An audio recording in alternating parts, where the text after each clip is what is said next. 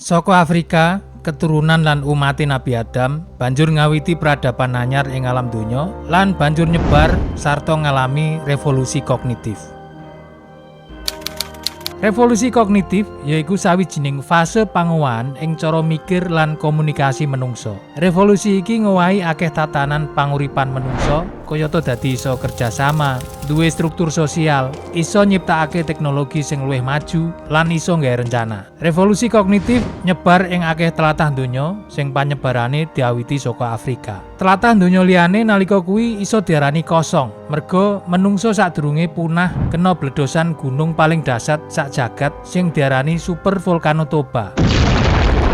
Kedadean ing taun 74.000 sadurunge Masehi. Bentuk benuane uga isih beda karo benua sing saiki. Sampeyan iso pirsani panjelasane mengko ing video babagan Nabi Adam. Teori migrasi out of Africa ngaturake yen wong-wong saka Afrika pindah menyang Sundaland udakara 50.000 taun kepungkur utawa 48.000 sadurunge Masehi.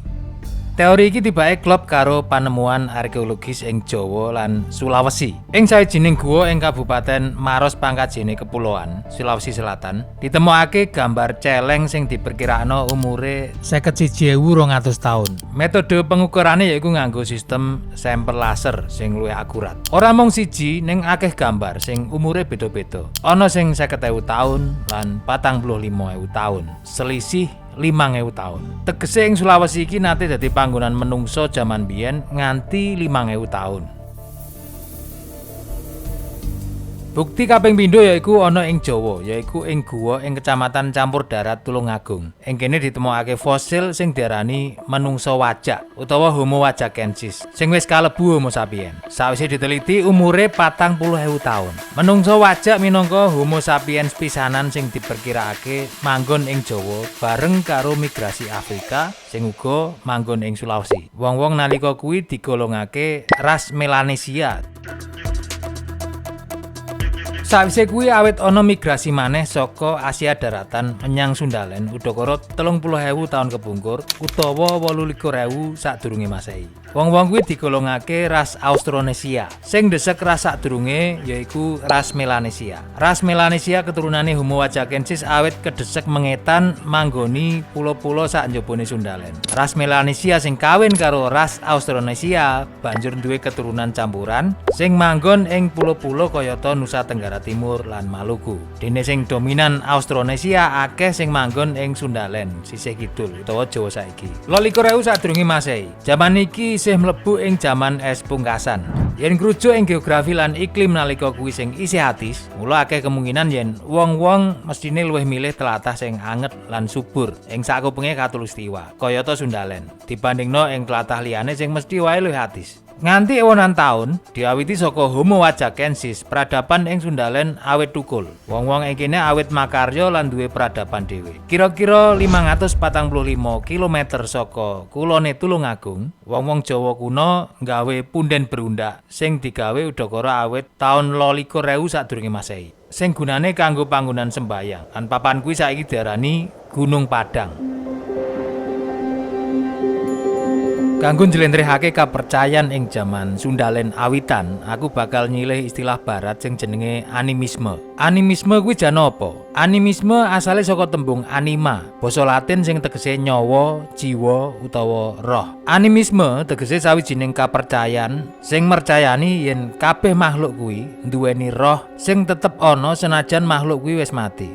Lan rohe wong sing wis mati kuwi duwe kekuatan sing kudu dihormati utawa dianggep iso nulungi wong sing isih urip. Panggonan rituale yaiku punden berundak. Sakwise animisme wong biyen uga nganut dinamisme. Dinamisme asale saka basa Yunani, yaiku dunamos sing tegese kekuatan. Yen animisme kurmat marang roh leluhur, aliran dinamisme percaya yen barang-barang ing sakupenge awake dhewe kuwi nduweni kekuatan. Saka kene iso dimangerteni kenapa wong jaman biyen sering nggawa jimat.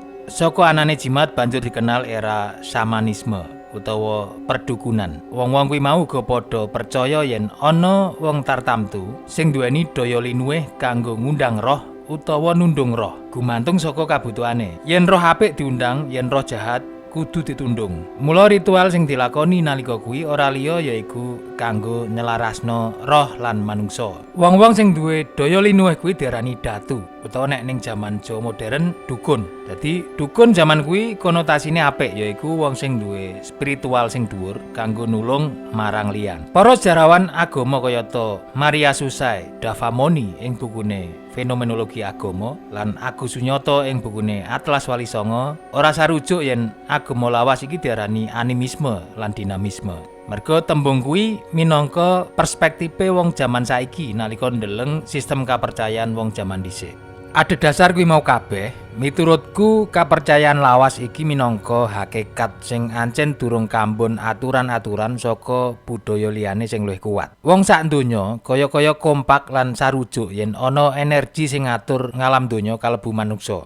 Saka kene banjur ana istilah teisme lan deisme. Teisme yaiku aliran sing dianut wong-wong sing mercayani yen pangeran kuwi minangka zat sing nyiptakake lan ngatur kabeh kedadian ing jagat. Dene miturut deisme, pangeran kuwi sing nyiptakake alam semesta iki nanging ora cawe-cawe marang kedadian ing jagat raya. Teisme duwe akeh penganut timbang deisme, sing bakale ngembang dadi politeisme utawa paham sing nyembah akeh pangeran, lan monoteisme yaiku paham sing mung nyembah siji pangeran. Poli kuwi akeh, mono kuwi siji. Salah siji manifestasi saka monoteisme yaiku panteisme. Mono kuwi siji, pan kuwi manunggal. Wong Jawa awitan ora nganut politeisme sing nyembah dewa-dewa, nanging luwih cedhak ing paham panteisme sing tegese pangeran iku ya alam semesta iku dhewe. Kabeh sing ana ing alam semesta iki sejatine manunggal ing Gusti. Gusti kuwi energi sing maujud dadi akeh materi. Menungso minangka bagian saka energi kuwi. Pemahaman iki meh bener kanthi logika fisika, ning isih perlu diterusno alur logikane. Iki padha karo pinemu sing digagas filsuf aran Spinoza ing ngendi pangeran kuwi siji-sijine substansi tunggal sing ora duwe wates, sing identik karo ngalam semesta iku dhewe. Konsep iki ndadekake telung logika penciptaan, kemungkinan asal-usul ngalam semesta.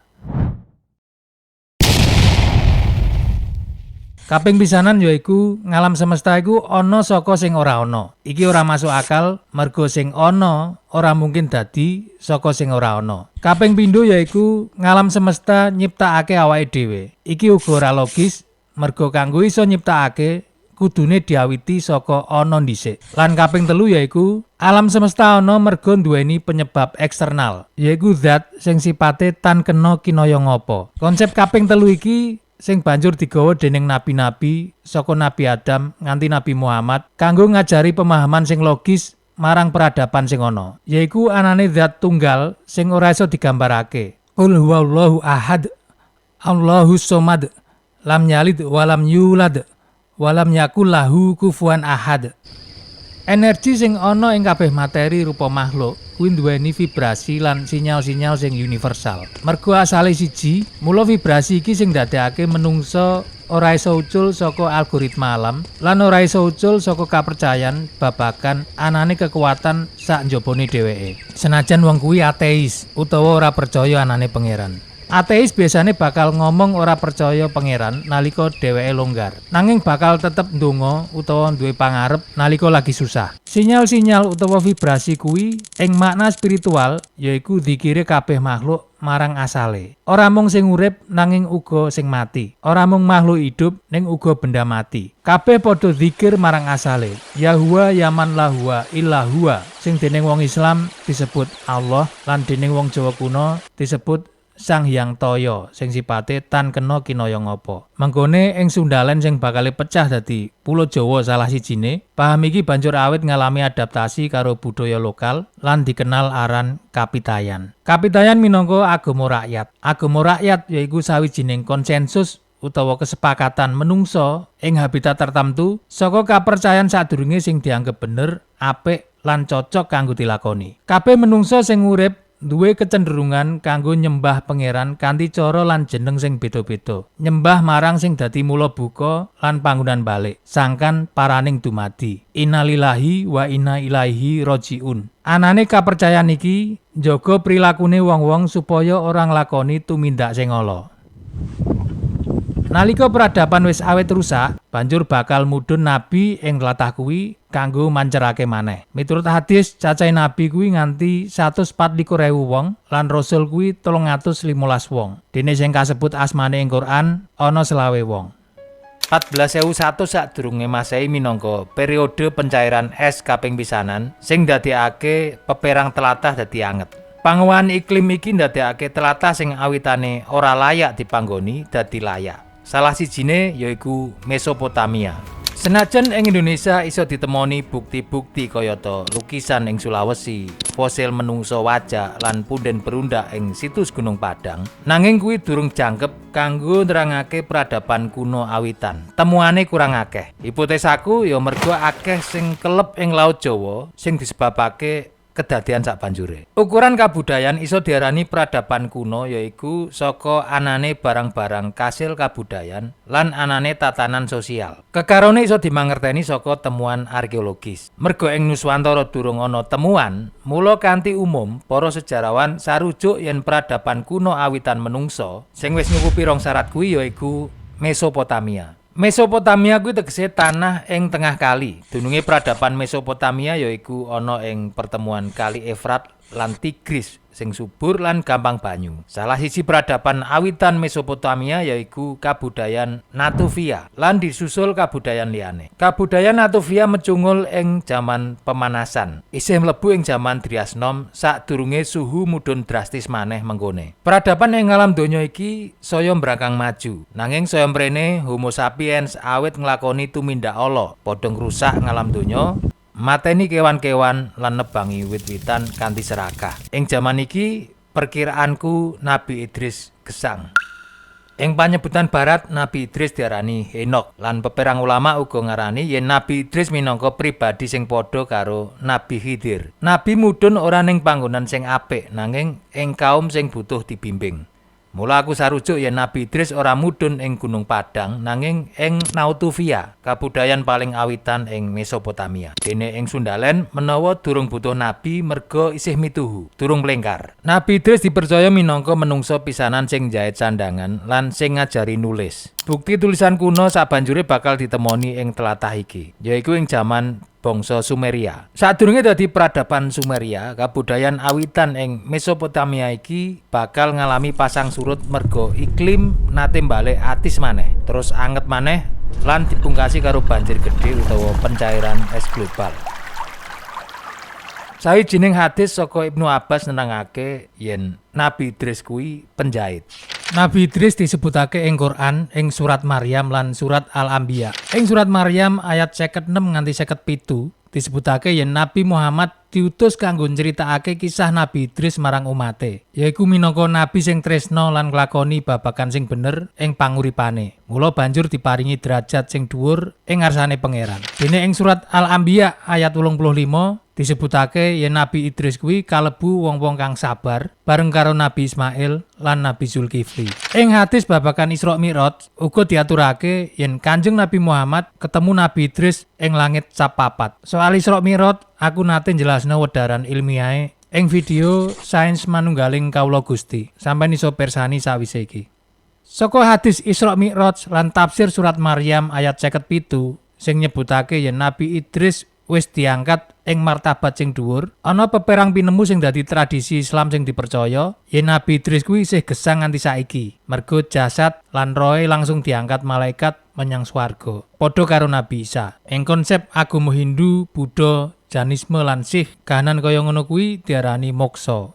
Ing tradisi Islam, Nabi Idris kuwi sosok legendaris sing dadi bapak ilmu pengetahuan ing jaman kuno lan ngajari menungso peperang ilmu kalebu nulis, ngitung, astronomi lan tetombo. Ada dasar hadis riwayat Ibnu Hibban saka jalur Abu Dzar Al-Ghifari radhiyallahu an, Nabi Idris minangka salah siji nabi awitan sing nampa wahyu ing wujud suhuf utawa lembaran. Iki nuduhake yen ilmu pengetahuan ing tradisi Islam asale ora mung saka pemikiran rasional modern utawa kauniyah, nanging uga saka sumber ilahiyah sing sipate sakral utawa kauliyah. Ilmu pengetahuan sakral iki kanthi umum diarani sayenta sakra utawa kawruh suci, sing nggabungake aspek lahiriah lan batiniah. Ing ngendi Nabi Idris nuduhake yen ilmu sejati kuwi ora mung teoritis, ning iso kanggo mbimbing menungsa ing makom pemahaman spiritual sing dhuwur, yaiku marang pemahaman anane pangeran minangka sumber saka kabeh wujud. Istilah Sayenta Sakra iki sering dienggo ing filsafat perennial, yaiku aliran filsafat sing mercayani yen ana siji bebener mutlak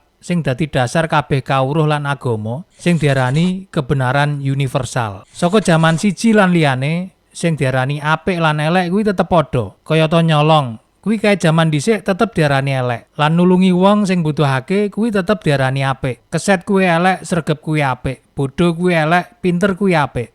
Ora owah. Dadi agama kuwi sejatine ora mung teori, nanging lelaku nyata sing iso dipraktekno saben dinane. Nabi Idris maringi tulodo yen ilmu pengetahuan lan ilmu spiritual kuwi sejatine ora iso dipisah. Iki minangka salah siji babagan ing revolusi kognitif sing dilakoni Nabi Idris sakwise Nabi Adam. Lan kaya-kaya dadi kritike Nabi Idris marang wong-wong ing jaman modern sing sering ngomong kudune kawruh agama kuwi dipisah karo kawruh sains. Utawa wong-wong sing ngomong yen ilmu agama kuwi ilmu akhirat, dene ilmu pengetahuan umum kuwi ilmu donya. Ora kaya ngono. Nalika menungsa isih urip ning donya, mula tugase ya ngapiki panguripan ing donya utawa memayu hayuning bawana. Dene swarga kuwi minangka ganjarane. Dudu kok kanggo ngejar swarga tanpa ngreken panguripan ngalam donya. Kayata munggah kaji ping 3 ning ora ngreken tanggane sing kurang mangan utawa conto liyane. Merga Nabi Idris minangka wong kang tresna lan nglakoni babagan sing bener ing panguripane, mula Nabi Idris banjur diparingi derajat sing dhuwur ing ngarsane pangeran kayata sing kasebut ing surat Maryam ayat 56 lan 57. Quran ora nyebutake taun gesange Nabi Idris nanging mung maringi ilmu hikmahe. Ing kajian sejarah nabi kanthi umum, Nabi Idris diperkirakno gesang ing antarane taun 4500 nganti 4000 sadurunge Masehi. Ing endi nek tak runut kuwi ana ing jaman budaya Halaf ing Mesopotamia. Nanging miturutku sing luwih tepak yaiku ana ing kabudayan Natufia. Padha-padha ning Mesopotamia, ning ing jaman sadurunge pencairan es global kaping 3 utawa jaman Nabi Nuh. Merga saka sumber Islam, Nabi Idris kuwi luwih tuwa timbang Nabi Nuh utawa sesepuhe Nabi Nuh. Dadi Nabi Idris awit nyebar ilmu pengetahuan ing alam donya iku kira-kira nalika Pulo Jawa isih rupa Sundalen. Sadurunge banjir gedhe utawa pencairan es global kaping 3 nalika jaman Nabi Nuh. Nanging jenenge analisa iso wae aku salah. Wallahu alam bisawab. Taun 11.500 sadurunge Masehi minangka taun pencairan es kaping pindho sing dadekake peperang populasi pindah maneh.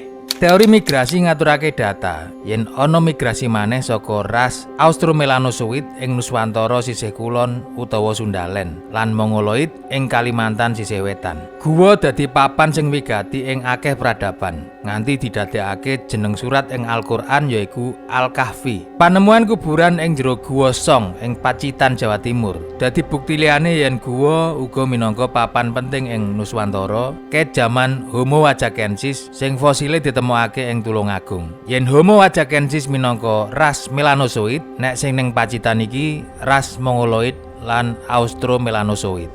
Kuburane saiki wis diangkut ing Museum Nasional Indonesia, Jakarta. Aku wis deleng langsung ing kono. Ya iki leluhure wong Jawa lan wong sing manggon ing Sundalen sisih kidul nalika isih ana ing jaman es.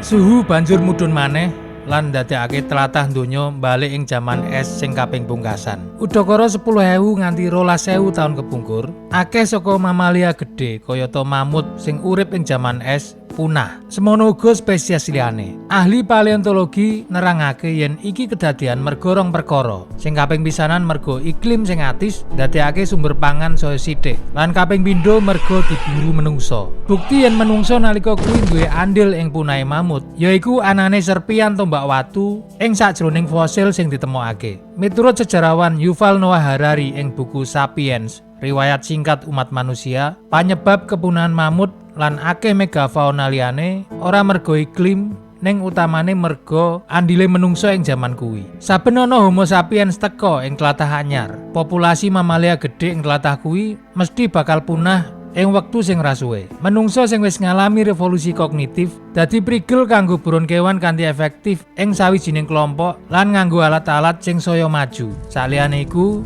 Manungsa uga nganggo geni kanggo ngobong alas supaya iso dadi tegalan sing amba. Tujuane yaiku kanggo nggampangake buron kewan sing wis kelangan habitate. Meh padha karo jaman saiki. Mung bedane nek saiki ditanduri sawit dening wong-wong sing serakah saengga banjur dadi nekakake banjir lan longsor. Wong-wong nalika kuwi sing saya maju awet lali marang kawruh suci sing kudune tetep nyawiji antarane ilmu pengetahuan lan ilmu spiritual. Saliyane gawe rusake jagat, wong-wong uga awit lali marang pangerane. Sabanjure awake dhewe bakal mlebu ing jaman Nabi Nuh.